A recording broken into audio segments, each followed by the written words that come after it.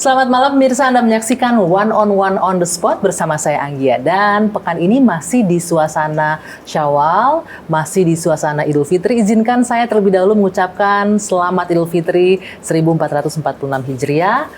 Mohon maaf lahir dan batin. Yang pasti momen Idul Fitri pasti dinanti-nanti oleh seluruh umat muslim setelah 1 bulan berpuasa, bagaimana meraih kemenangan di Idul Fitri. Nah, kami akan mengajak Anda untuk berbincang langsung bagaimana memaknai hari kemenangan bagi seorang muslim bersama Menteri Agama Kiai Haji Nasaruddin Umar. Tidak hanya itu, kita juga akan bahas soal persiapan haji tahun 2025 serta efisiensi anggaran yang mungkin berpengaruh ya terhadap Kementerian Agama. Dan tidak hanya itu, juga yang menarik adalah terkait dengan kurikulum cinta. Apa sih kurikulum cinta? Dan juga kursus untuk calon pengantin. Sudah bersama saya Pak Menteri.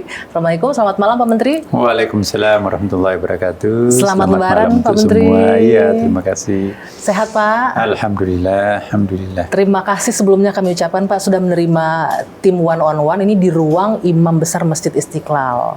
Kalau kita bisa lihat pemirsa di belakang juga ada ini gambar yang cukup ramai waktu itu beredar ya Pak ya, foto Bapak mencium tangan paus dan juga mencium kening dan tangan Bapak dicium juga. Itu boleh cerita nggak Pak sedikit momen itu spontanitas seperti apa Pak? Iya, mau dibilang spontanitas iya. Karena waktu saya jemput ya, saya pakai juru bicara kan ya, bahasa Itali. Tapi agak repot ya karena jalannya sempit. Betul. Nah, saya diberitahu bahwa dia itu pernah tinggal lama di Timur Tengah. Akhirnya saya bahasa Arab ya. Bahasa Inggris nggak nyambung. Nggak direspon. Bahasa Arab malah direspon. Oh, bisa berbahasa Arab. Lama tugas di Syria atau di Sudan ya. Pokoknya pernah lama bertugas di Timur Tengah. Jadi bahasa Arabnya jalan. Lancar ya berbahasa Arab. Jadi ya. kata, kalau begitu saya nggak usah terjemahkan lagi. Ya udah. Nah, jadi pegang tangan saya, ya. Hanya kita ada gambar photo session itu, ya. Terus saya waktu dipegang tangan saya ya, tiba-tiba saya ingat bapak saya ya.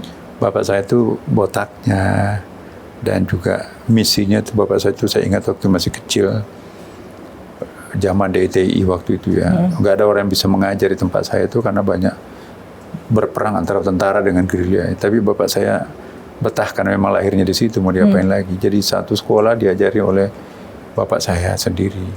Dia kayak tukang cukur, dia membersihkan sekolah, dia mengajar kelas 1 sampai kelas 6. Nah, sampai bapak saya itu sakit ya, paru-paru karena ngajar tiap hari seperti itu. Akhirnya saya tiba-tiba mencium kepalanya ya, sebagai tanda cinta, apresiasi saya terhadap beliau juga mewakafkan hidupnya ya untuk kemanusiaan. Betul. Jadi bagi saya, siapapun pengabdi kemanusiaan, apapun agamanya, itu perlu dia berikan apresiasi. Betul. Nah, pada saat yang bersama juga dicium tangan saya kan, tiga kali. Itu ekspresi yang sangat spontanitas. Betul. Saya nggak tahu kalau itu punya makna yang sangat dalam sampai diangkat sebagai the photo of the years ya, tahun 2024 itu ya. Di New York, di Mesir, di beberapa negara Muslim dianggap foto ini adalah sangat fenomenal ya, bahwa foto toleransi yang belum pernah ada sebelumnya. Iya, jadi sangat fenomenal, jadi momentum kerukunan umat beragama begitu Pak ya, toleransi umat beragama yang luar biasa. Tapi itu juga jadi bahan perbincangan oleh masyarakat kita. Ya, kontroversi juga ya. Ada kontroversi tapi banyak juga yang mengapresiasi ya Pak. Oke, Pak, ini kita sekarang berada di ruang Imam Besar Masjid Istiqlal. Bapak ini juga sebagai Menteri Agama, jadi kesibukannya terbagi nih Pak ya, di Menak dan juga di sini. Gimana Pak untuk membagi aktivitas? Tapi sebetulnya sejak dulu ya Menteri Agama juga dulu selalu menjadi Ketua BPMI, Badan Pengelola Masjid Istiqlal. Hanya karena ini lebih keren sedikit kan ditambahkan dengan imam besar ya kan. Jadi fungsionalnya itu saya sebagai Menteri Agama memang harus bertanggung jawab terhadap pengelolaan Masjid Istiqlal. Menteri Agama sebelum saya juga itu memimpin di Istiqlal. Cuma bedanya mungkin karena beliau not in capacity sebagai imam ya kan, mungkin karena birokrat murni. Saya memang imam besar dulu baru Menteri Agama, jadi melekat juga imam besarnya. Tetapi sebetulnya ya seperti Pak Prabowo katakan pada waktu itu, saya akan tanya, Bapak saya kan sudah imam besar, Ya, waktu itu juga saya memberikan semacam apresiasi ya. Karena saya tahu akan jadi wakil Menteri Agama itu kira-kira 1 jam sebelum saya baru mendarat dari Mesir ya. Baru makan sahur, buka puasa waktu itu hari Senin. Tiba-tiba ditelepon Pak Teddy, Pak Nasar ada di mana? Sudah di rumah. Pak, diundang Pak Prabowo nanti jam 7. Nah, saya buka puasa itu jam 6.15 kan. Nah, memperhitungkan macet hari Senin ya. Wah, kalau gitu udah begitu salat saya nggak ganti baju, tentunya pakai baju batik ya kan. Nah, terus saya ke sana, kok banyak orang. Ternyata begitu dengarkan saya Pak Prabowo datang, saya mendahului malah calon-calon menteri yang lain. Pak Nasar sudah datang Pak, udah Pak Nasar duluan. Mungkin hampir 1 jam saya diskusi dengan beliau ya. Saya nggak tahu mau diminta membantu sebagai apa. Dia cerita tentang masalah-masalah, kan baru pulang dari luar negeri ya, dari Saudi, kemudian dari Mesir ada konferensi internasional. Jadi sempat diskusikan, beliau itu kan saya tahu persis tertariknya itu bicara tentang geo-internasional ya, geopolitik internasional. Ya, nah, saya juga baru mengikuti seminar-seminar internasional. Jadi ngobrol di situ. Jadi ngobrol di situ tertarik ya.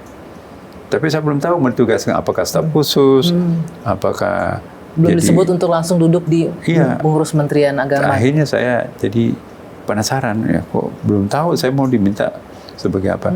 Maaf Bapak Presiden, saya diminta membantu apa? Oh, Menteri Agama. Kaget juga. Saya pikir itu kan di beredar internet itu kan sudah permanen ya. Karena saya lihat ada lengkap menterinya, wamennya, tidak pernah diganti-ganti ya. Berarti saya pikir sudah itulah nanti akan menjadi permanen. Nah, begitu dia bilang, nanti bantu saya di Kementerian Agama. Waduh, Menteri Agama. Selain kaget, terus gimana Pak? Ini kayak beban dan tanggung jawabnya besar saya ya itu kan ya? ikuti perkembangan, ada pansus segala macam ya. Berat. Nah, akhirnya saya mengatakan, Bapak, iya Pak, terima kasih atas kepercayaannya. Tetapi kalau misalnya Bapak menemukan sosok figur lebih ahli dari saya, ya saya tetap akan membantu Bapak sebagai warga negara yang baik ya. Meskipun di luar struktur ya. Kan saya sudah di imam besar. Nah, ya udah saya minta Anda di Menteri Agama. Terus saya tanya, Pak, bagaimana dengan posisi saya imam besar Masjid Istiqlal? Oh nggak apa-apa, justru harus ini kan apa istilahnya tuh imam tetap jalan Istiqlal ya? itu kan populer di luar negeri ya. Mungkin lebih populer daripada Kementerian Agama. Dan kita kan banyak penghargaan internasional Istiqlal ini kan. Antara lain dengan diminta oleh United Nations PBB untuk membina masjid-masjid di Amerika Latin dan di Afrika. Kemudian juga kita pernah mendapatkan penghargaan dari World Bank Dunia sebagai masjid yang paling efisien, efektif, dan itu Pak Presiden juga well informed tentang itu ya. Nah, terus dipanggil Pak Dasko. Pak Dasko, coba carikan bagaimana caranya supaya Pak Nasar tetap imam besar dan juga sekaligus Menteri Agama. Kan serasi itu kan Menteri Agama. Kecuali kalau berbeda ya. Nah, ini kan satu paket lah istilahnya. Makanya tetap menjalani dua tanggung jawab gitu ini. Ceritanya tuh, Pak. Akhirnya ya Istiqlal jalan ya, karena memang salah satu programnya Kementerian Agama membina masjid ya kan. Nah, sangat terbantu Kementerian Agama dengan adanya pola yang kita telah bikin di Istiqlal ini. Kebetulan saya juga diminta sebagai Presiden International of Grand Imam Associations, asosiasi imam besar dunia, dipercayakan ke Masjid Istiqlal. Jadi luar biasa nih Pak ya, tanggung jawabnya besarnya. Nah, nanti di segmen selanjutnya Pak, saya mau meminta sedikit pencerahan dari Pak Menteri. Ini Pak Menteri itu memaknai Idul Fitri seperti apa sih? Dan umat Muslim itu harus memaknai Idul Fitri seperti apa? Kita bahas nanti ya Pak ya. Usai jeda, One on One on the Spot akan kembali untuk Anda. Kita lanjutkan kembali One on One on the Spot bersama Anggia, dan saya masih bersama Menteri Agama, Bapak Nasaruddin Umar. Pak Nasar, ini kita berbicara soal meraih kemenangan. Kalau untuk Bapak sendiri, makna Idul Fitri itu seperti apa? Ya, dari akar kata ada kembali ya kan. Jadi kembali kemana? Kembali ke fitrah. Fitrah itu artinya kesucian diri batin kita itu kan. Kullu mauludin yujad wal fitrah. Jadi argo dosa itu kan mulai berlangsung pada saat kita akil balik ya kan. Akil balik itu menstruasi bagi perempuan, mimpi basah bagi laki-laki. Sebelum itu berarti kita masih Argonya itu tidak dihitung, masih dosanya nggak malaikat lah. dihitung. Belum punya dosa gitu kan. Nah, jadi itulah dalam konsep fikih seperti itu. Nah, dengan demikian Idul Fitri ini mengajak kita untuk kembali ke kampung halaman rohani kita. Karena kita dulu kan diciptakan di surga. Manusia itu kan sebetulnya makhluk surga. Kita diciptakan di langit kebahagiaan, turun ke bumi penderitaan karena pelanggaran yang dilakukan oleh nenek moyang kita Adam. Nah, Tuhan menciptakan manusia dengan cinta, maka dikirimkanlah surat cinta dalam bentuk Al-Quran dan sekaligus berfungsi sebagai tiket untuk masuk ke surga kembali. Jadi mengikuti Quran berarti kita nanti akan napak tilas, nanti kita kembali ke kampung halaman kita semuanya di surga itu. Nah, tapi bisa juga Idul Fitri kembali breakfast. Al-Fitr itu artinya breakfast, sarapan pagi. Kan selama ini kan kita hanya sahur, tidak makan pagi. Jadi Idul Fitri kembali sahur, Idul Fitrah kembali ke kampung halaman rohani. Fitr dan fitrah beda. Fitr dan fitrah, Ya. dua makna Fitrah, berbeda. kesucian batin jiwa. Fitri buka breakfast, sarapan pagi. Ya.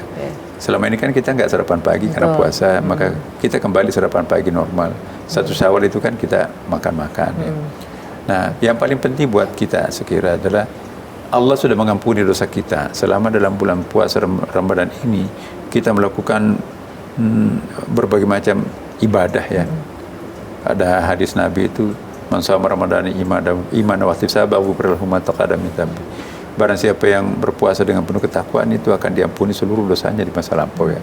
Berarti kita kembali fitri, kayak muladatu kembali bagaikan anak yang baru lahir tanpa dosa ya kan. Kembali seperti bayi yang terlahir kembali. Kecuali yang tidak diampuni Tuhan itu dosa horizontal kita sesama manusia. Nah, halal bihalal itu, silaturahim itu momentum paling bagus untuk melunasi diri kita, bebas dari dosa vertikal karena Allah mengampuni kita, bebas juga nanti kita dengan dosa horizontal karena kita sudah saling memaafkan halal bihalal itu. Penting juga berarti hablum minannasnya itu ya Pak Ustadz. Hablum minallah, hablum minannas itu. Nah, kenapa mudik? Nah, ini kan mudik biologis nih. Iya. Mudik, dan ini kayaknya cuma ada tradisinya di Indonesia ya. Gitu. Nggak ada di negara lain. Iya. Maka itu ada yang menarik ini kan, ada sebuah disertasi menulis tentang Ramadan di Indonesia. Di Amerika itu disertasinya, tapi warga negara Arab yang menulisnya. Dia memilih Indonesia karena satu-satunya negara yang memperingati Ramadan itu luar biasa. Dia mencontohkan yang paling unik itu dari desa sampai ke kota, anak-anak SD itu bawa panci-panci bekas, pukul ya, jam 3 sahur. Anehnya gak ada yang marah, malah senang karena dibangunkan untuk masak, untuk makan sahur ya kan. Nah, semaraknya luar biasa. Hotel-hotel tiba-tiba didandani jadi dekorasi masjid, mal-mal tiba-tiba semuanya pakai kerudung penjualnya. Ya kemudian nggak ada, restoran itu ditutup dengan kain hitam, nggak ada lagi yang merokok di ruang publik ya kan, di terminal, di bus. Kemudian juga bahkan sampai kepada non-muslim pun juga ikut bergembira kan. Nah, apalagi ini kita kembali ke kampung halaman ini kan. Jadi data yang kita peroleh dari Bank Indonesia itu sekitar 200 triliun uang kuota itu mengalir ke desa. Jadi distribusi uang kuota ke desa itu melalui mudik. Tapi setelah itu kan disorot lagi melalui ada bank-bank pemerintah masuk ke pusat lagi kan. Jadi maka itu kalau terjadi lebaran seperti ini, itu tiba-tiba muncul pasar kaget ya kan, pasar tumpah dan seterusnya. Roda perekonomian juga bergerak jadinya Pak Menteri. Bukan main. Jadi tadinya musolanya tuh kumuh, tempat ngajinya dulu ya. Sekarang ini gotong royong untuk memberikan bantuan renovasi masjid, renovasi musola, memperbaiki rumah orang tuanya, kemudian memperbaiki jembatan darurat di situ. Jadi kalau negara semuanya membiayai itu kan luar biasa banyaknya itu kan. Jadi partisipasi kegiatan keagamaan itu terhadap pembangunan bangsa itu luar biasa. Luar biasa. Dan semarak Ramadan seperti itu hanya ada di Indonesia ya. Saya boleh mengutip pernyataan Pak Menteri itu, katanya Ramadan terindah itu ya hanya ada di Indonesia. Iya. Itu berangkat dari sana berarti. Iya, ini kan bisa dicek nanti ya bahwa hotel-hotel sekitar Istiqlal ini penuh. Bahkan di Hotel Borobudur itu ada namanya itikaf VIP. Jadi nginapnya, makan sahurnya di Hotel Borobudur, lalu dikawal masuk ke Istiqlal kan. Dan itu orang-orang asing banyak. Karena mereka menganggap bahwa Ramadan yang paling indah itu di Indonesia. Di negara-negara muslim yang lain, Timur Tengah itu, di setiap persimpangan jalan itu ada tentara ya, bawa senjata laras panjang. Di sekitar masjid itu banyak sekali tentara yang menjaga-jaga. Kan di sini katanya kita nggak pernah melihat polisi dan tentara menjaga masyarakat yang sedemikian besar. Istiqlal ini kemarin itu bisa sampai lantai 5 itu penuh. Jadi kalau itu penuh itu 100-an ribu ada itu. Ya. Tapi kok nggak ada polisinya? Dan Suasana damai Ramadan terasa di Indonesia semacam ya. kekacauan ya. Nasi box dibagi begitu, tidak ada terjadi dorong-dorongan, tidak ada kecelakaan, tidak ada accident. Jadi ini luar biasa katanya Indonesia ini.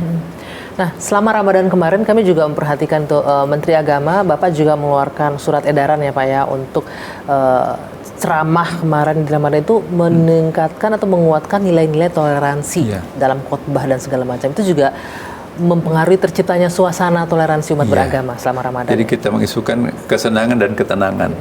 Karena tidak semua yang menyenangkan itu tenang ya. Jadi konsep kesenangan ketenangan ini kita angkat ya. Bagaimana supaya Ramadan ini tenang untuk semua, senang juga untuk semuanya. Jadi bukan hanya umat Islam saja, tapi bagaimana umat-umat yang lain juga ini ikut juga merasakan ya. Maka itu kita pernah mengeluarkan edaran ya, supaya sound system itu jangan 24 jam. Karena kan di sana kan tetangga kita mungkin tidak semuanya Muslim, tapi kita membunyikannya secara wajar ya, misalnya lebih awal sedikit daripada hari biasa bulan Ramadan ya. Kalau dulu saya masih ingat Pak JK itu ya, selaku ketua Dewan Masjid Indonesia, ya 10 menit sebelum azan kita ngaji-ngaji. Nah ini kita lebih awal sedikit supaya sekaligus untuk mengajak orang untuk sahur, siapa tahu ada kelalapan tidur ya kan. Nah itu juga kita berikan pengertian kepada teman-teman yang lain, tapi jangan 24 jam. Karena yang terganggu itu bukan hanya non-muslim, tapi ada anak-anak yang baru lahir, perlu keheningan. Ada orang sakit tidak pernah istirahat, perlu istirahat. Ada orang yang kerjanya di siang hari penuh, dia harus istirahat di malam hari. Jadi mari kita toleransi terhadap kondisi objektif setiap orang yang di sekitar masjid. Dan syukurnya kita karena masjid-masjid itu pada umumnya dihormati, kan itu kan persepakatan ya kan. Ini sangat menarik itu ya.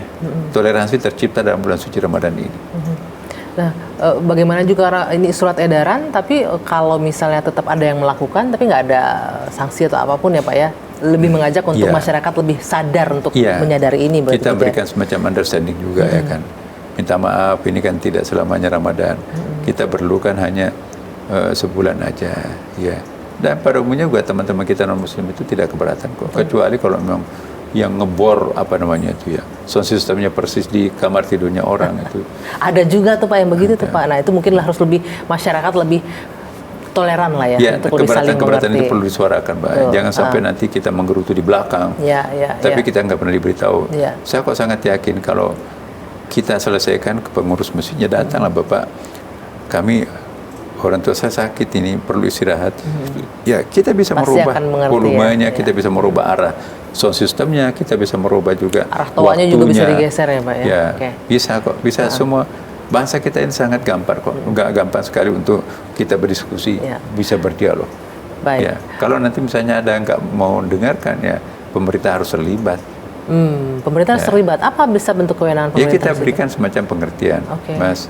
Ini kan ya iya kan berdebat kita juga kan ini kan Ramadan, kita perlu membangunkan orang, tetapi kan juga ada orang yang perlu mendapatkan perhatian khusus. Akhirnya kan terjadi persepakatan. Di sini ngalah sedikit, di sini juga ngalah sedikit, akhirnya ketemu juga kan. Pak Menteri, nanti kita akan lanjutkan one on the spot. Kita akan berbicara mengenai yang ramai dari awal tahun diperbincangkan soal efisiensi anggaran. Apakah ini berpengaruh besar terhadap kementerian yang Anda pimpin dan juga terhadap pelaksanaan ibadah haji untuk tahun 2025? Usai jeda nanti ya Pak ya. One on the spot akan kembali sesaat lagi. One on the spot masih kembali ke hadapan Anda dan saya masih bersama Menteri Agama Bapak Nasaruddin Umar. Pak Menteri, ini berbicara soal anggaran itu hampir semua kementerian merasakan efisiensinya, termasuk di kementerian yang Anda pimpin.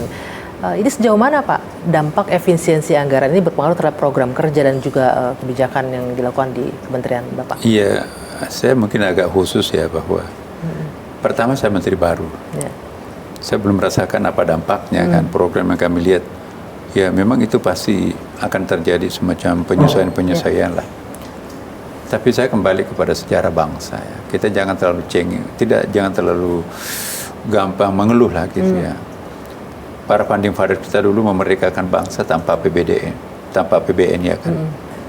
Nggak ada tuh anggaran dari mana, tapi bisa memerdekakan bangsa, bisa melakukan sesuatu yang amat besar tanpa pernah mempersoalkan pengurangan anggaran. Bahkan anggaran pada waktu itu kan belum ada kan. Ya, saya kumpulkan teman-teman apa yang kita lakukan ini. Kita melakukan penyesuaian seperti yang diharapkan Presiden. Kita harus loyal terhadap pemerintah. Dalam ini Presiden, tidak mungkin Presiden menginstruksikan sesuatu yang tidak untuk kepentingan bangsa itu sendiri. Hanya kita melakukan penyesuaian-penyesuaian. Tapi kami juga menyaksikan betapa perlunya kami minta tambahan. Kalau misalnya dana BOS ya. Itu kan kalau BOS itu dipotong berarti kan nanti diskriminasinya itu sangat besar dengan sekolah biasa ya kan, sekolah umum.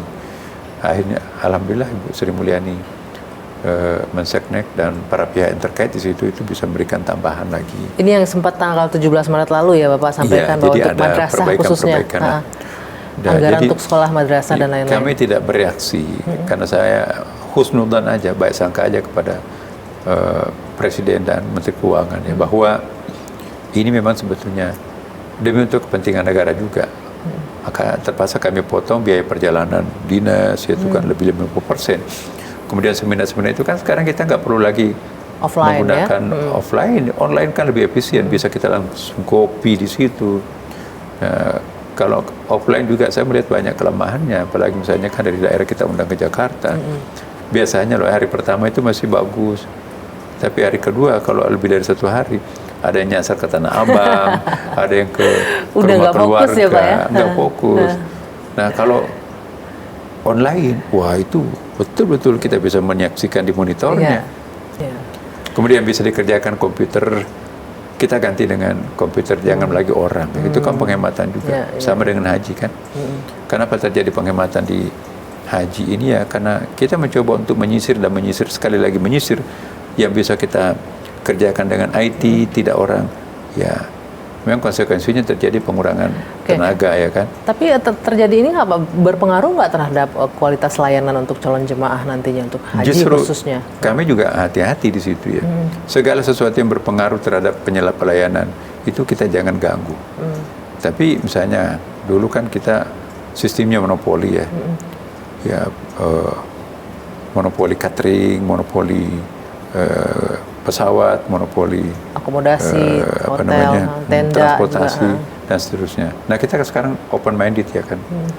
Nah begitu kita open, kita kan menyaksikan siapa yang menawarkan paling murah. Nah jadi itu terjadi semacam perlombaan untuk memasang harga tarif yang lebih rendah. Nah, itu luar biasa itu. Di tahun ini terjadi seperti itu ya? Berarti semua tahun-tahun sebelumnya tuh jadi ladang bisnis jadi Pak di situ Pak ya? Ada sistem yang berlaku, saya nggak mau bicara masa lampau ya. Tapi yang kami lakukan seperti ini, kami juga mencoba untuk menawar-nawar hotel, misalnya kan mungkin dulu hotel itu dibeli di tangan kedua, tangan ketiga. Nah sekarang ini kita lebih awal bergeraknya, langsung ke yang bersangkutan, dengan cara-cara seperti apa, pendekatan-pendekatan banyak lah. Saya tidak perlu menyampaikan di sini, tapi yang jelas bahwa bisa kita melakukan penghematan bukan karena mengurangi pelayanan, tetapi banyak faktor-faktor teknis. Faktor teknis yang dikurangi di situ Pak ya, tapi pelayanan tetap prima untuk jamaah. Moto kita itu bagaimana jamaah itu tersenyum di awal, tersenyum di tengah, ketika melakukan ibadah, dan tersenyum sesudahnya. Hajinya mabrur ya kan. Kan sekarang nggak gampang menunaikan ibadah haji kan, barangkali haji kita sekali seumur hidup ya kan. Maka itu kemabruran haji itu harus dirawat itu kan. Jadi kami punya manasik baru ya. Dulu manasik itu pra haji. Caranya bagaimana caranya melakukan ibadah haji kan. Dan nanti akan datang kita ada nanti manasik pasca haji, bagaimana merawat kemabruran haji. Jangan hanya mabrurnya itu hanya 1 tahun, tapi itu kambuh lagi. Nah, kenapa Pak Menteri Anda melihat penting untuk manasik pasca haji ini? Apa yang harus dijaga? Iya, kan haji itu ada 2, ada haji makbul, ada haji mabrur. Semua haji mabrur itu pasti makbul, tapi kalau tidak makbul otomatis tidak mabrur. Haji makbul itu seluruh rukun syaratnya dipenuhi, tapi kemabruran haji itu dilihat seusai nanti pelaksanaan ibadah haji. Bagaimana relasinya dengan keluarganya, tetangganya, ya masyarakatnya. Ada nggak hablum minan nas yang lebih maju? Berubah nggak mulutnya terhadap orang lain? Berubah nggak tingkah lakunya terhadap orang lain? Masih sombong nggak? Masih ya. Jadi kita berharap ya semua jemaah haji yang sudah menyelesaikan ibadah haji nanti itu muncul akhlakul karimah yang terpuji. Dan jangan sampai nanti akhlaknya itu hanya mungkin 1 tahun atau 1 bulan. Nah, kemakbrurannya itu kan diukur sesudah haji. Banyak sekali orang berubah setelah melakukan ibadah haji. Tidak lagi korupsi, tidak lagi kasar. Nah, ini kita harus rawat ini. Jadi merawat kemakburan haji, karena nggak mungkin lu bisa haji lagi kan. Jadi kalau misalnya 60 tahun baru haji sekarang, harus menunggu 40 tahun, berarti 100 tahun nggak mungkin lagi kan. Lama, ya. Oke. Jadi ada yang harus dijaga ya. Nah Pak, balik lagi kita soal madrasah tadi. Apa yang mendasari Pak Menteri sampai harus berbicara ke DPR? Wah, ini anggaran madrasah harus ditambahkan. Iya, saya orang madrasah ya. Pemandangan kami memang ada sesuatu yang perlu kita perbaiki, tata ulang ya. Di seberang jalan itu ada sekolah negeri, di sini ada madrasah. Sama-sama mengajari anak bangsa kita kan. Di sebelah itu tanahnya luas lumayan, ada lapangan bolanya segala macam. Luas tanah itu dibelikan semua oleh negara. Guru-gurunya pun juga digaji oleh negara, ya kan. Kemudian perpustakaannya pun juga diadakan oleh negara. IT-nya, komputernya, labnya segala macam, sampai touchable-nya itu juga di papan tulis itu dihadirkan oleh negara. Sampai pembantunya, cleaning service-nya, pegawainya dipegawai negerikan. Di samping itu juga bebas pajak lagi kan. Nah, sementara tetangganya namanya madrasah, nempel di dinding masjid. Tanahnya nggak ada luas, atau sangat kecil. Gurunya pun juga digaji sendiri oleh yayasannya, ya. Kemudian ada yang gajinya 100.000 per bulan. Tapi guru madrasah itu.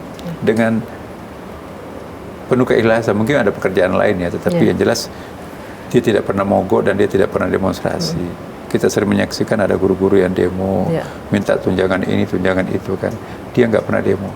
Jadi Anda melihat ada ketimpangan yang jauh antara sekolah negeri dan madrasah ini Pak? Ada sesuatu yang perlu kita perbaiki.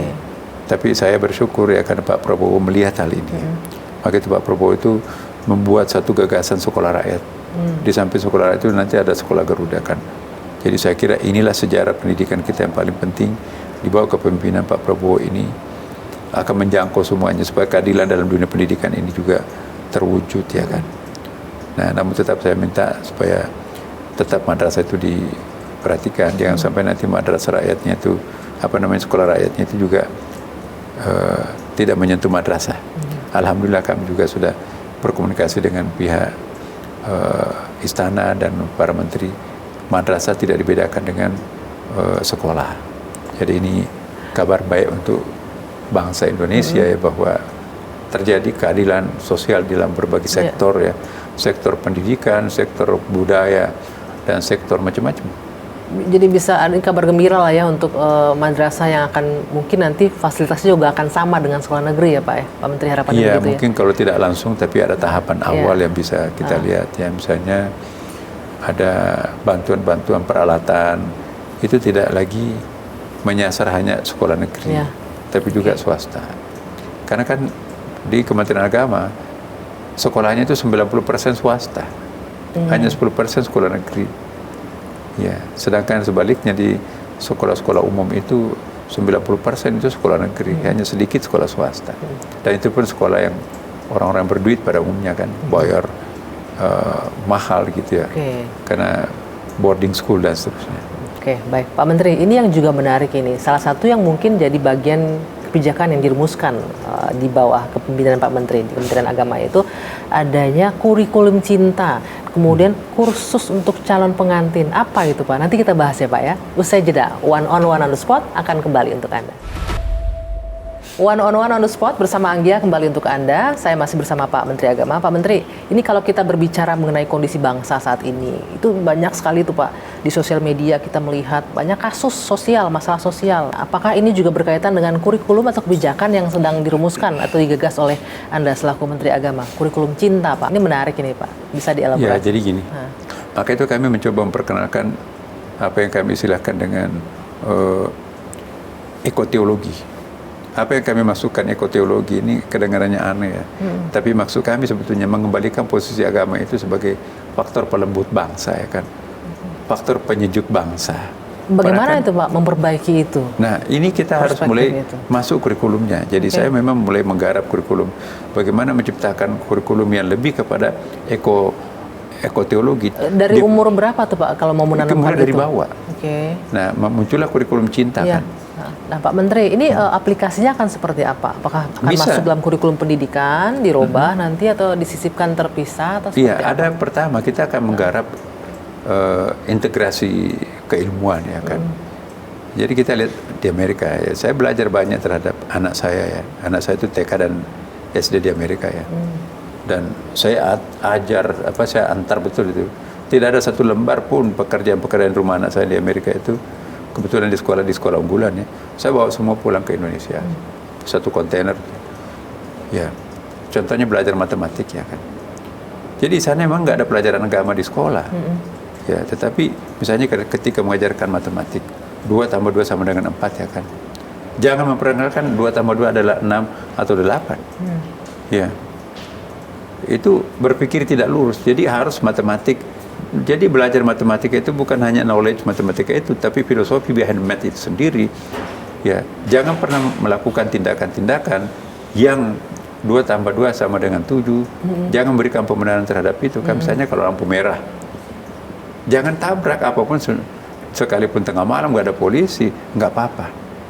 Nah kalau kita tabrak itu kan bisa 2 tambah 2 itu sama dengan 6 ya kan. Iya. Jadi filosofi di balik matematika itu konsisten. Maka itu kita lihat anak-anak di sana itu logika berpikirnya itu berpengaruh pada etika sosialnya kan. Ada uang di sini. Oh itu jangan diambil Pak, itu bukan uang orang. Karena kalau diambil itu berarti 2 tambah 2 sama dengan 7 misalnya kan. Biarin aja nanti yang kehilangan handphonenya itu dia nanti ambil sendiri itu kan. Atau kita umumkan ini uang siapa? Anybody here? Ini handphonenya ini. Nah, kelupaan. Jadi jangan ngambil yang bukan punyanya karena itu nanti 2 tambah 2 bukan 4 itu. Nah, hal lain misalnya jangan menekankan aspek perbedaan bahkan konflik antara satu agama dengan agama yang lain. Jangan-jangan kita tidak mengajarkan agama, tapi mengajarkan kebencian antara sesama umat beragama. Ya. Ada azan, matiin itu, itu azan itu. Giliran khutbah, matiin itu kebaktian itu. Jadi ada refleksi anak-anak kita itu untuk tidak mau menyaksikan pemandangan agama lain. Ini tentu bukan berarti kita akan menyamakan semua agama, no. Tapi menanamkan nilai toleransi sedari dini begitu Pak ya? Ya, yang kita akan wujudkan di Indonesia ini menurut hemat saya masih sangat jauh ya perjalanan. Kita perlu waktu Mbak. Kita tidak hanya untuk menciptakan koeksistensi. Koeksistensi itu sama-sama eksis. Anda di sana, kami di sini, you di situ. Hidup bersama tanpa saling mengganggu itu koeksistensi. Tapi yang kita inginkan tidak sekedar hanya itu, not enough ya. Kita membutuhkan tali ikatan batin ini. Sama-sama kita anak cucu Adam, Bani Adam ya kan, ukhuwah basyariyah itu. Sama-sama NKRI itu ukhuwah wataniyah. Sama-sama pernah dijajah beratusan tahun oleh penjajah asing ya kan. Itu ukhuwah tarikhiyah, persamaan historis.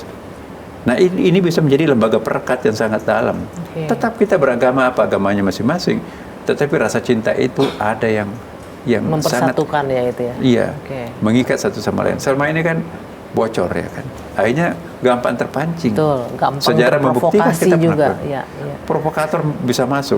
Tapi saya yakin kalau ini diikat dengan tiga belt ini, ukhuwah basyariyah, ukhuwah wataniyah dan ukhuwah tarikhiyah, ya. Belakangan nanti ukhuwah Islamiyah kalau yang beragama Islam itu. Nah, ini yang selanjutnya juga kami kembangkan. Saya menganggap bahwa kerukunan antar umat beragama ini sudah selesai di Indonesia. Yang kita harus ganti perspektifnya. Ukhuwah kerukunan ini bukan lagi kerukunan antar umat beragama, tapi kerukunan makrokosmos ini. Apa itu? Kerukunan makrokosmos ini kerukunan antara manusia dengan alam semesta. Dan kerukunan antara manusia dan alam semesta dengan Tuhannya. Selama ini kan putus-putus nih. Akibatnya begitu kita melihat hamparan, ya bakar, bongkar, timbun. Akhirnya kita tidak bersahabat dengan alam. Itu namanya apa? Mengundang kiamat itu datang lebih awal. Darar fasadu fil barri wal bahr bima kasabat aydin nas. Rusak daratan dan lautan itu karena tangan jahil manusia. Alam ini not only sebagai objek ya kan, tapi itu apa ya? Kita sama-sama sebagai makhluk lah. Ya, ya. Kita harus solider. Dan bagaimana makhluk alam dan manusia ini tersimpul di bawah bimbingan Tuhan. Oke, baik. Baik, Pak Menak, terakhir aja tadi soal kursus untuk pasangan itu akan seperti apa konsepnya, Pak? Karena Begini, ada Mbak. pendidikan 1 semester kalau saya baca. Data kami tahun 1922-23 ya, 80% perceraian itu adalah pasangan rumah tangga muda, Ya. 5 tahun ke bawah. Oke. Jadi kalau anak kita kawinan bahagia sekali di 3 tahun, 4 tahun, itu belum final. Kalau udah lihat 5 tahun baru bisa. After 5 years itu rumah tangga itu baru bisa stable.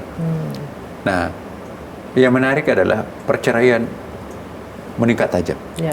Ya, itu sampai pada per tahun itu 35%. Jadi 2.100.000 orang kawin per tahun. Dikali 2 kan satu pasang, Ya. kan 4 juta sekian.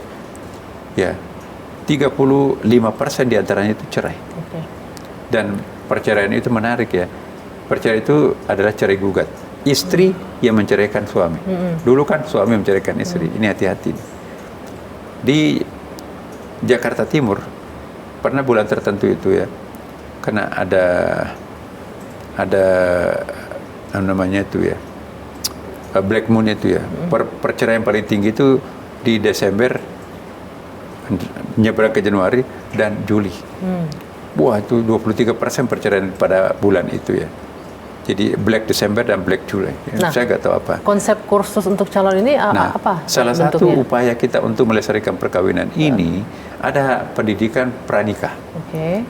Nah kan orang hanya karena semangatnya nikah, tapi dia nggak tahu bahwa pernikahan itu kan sebuah madrasah yang harus ada pelajarannya kan. Ada kewajiban Bagaimana juga yang harus cara dijalankan di situ ya. memahami hak dan kewajiban sebagai seorang suami atau seorang istri, bagaimana mendidik anak, bagaimana menyelesaikan persoalan, itu kan harus ada ilmunya kan. Ya, nah itu kita perlu persiapan mental.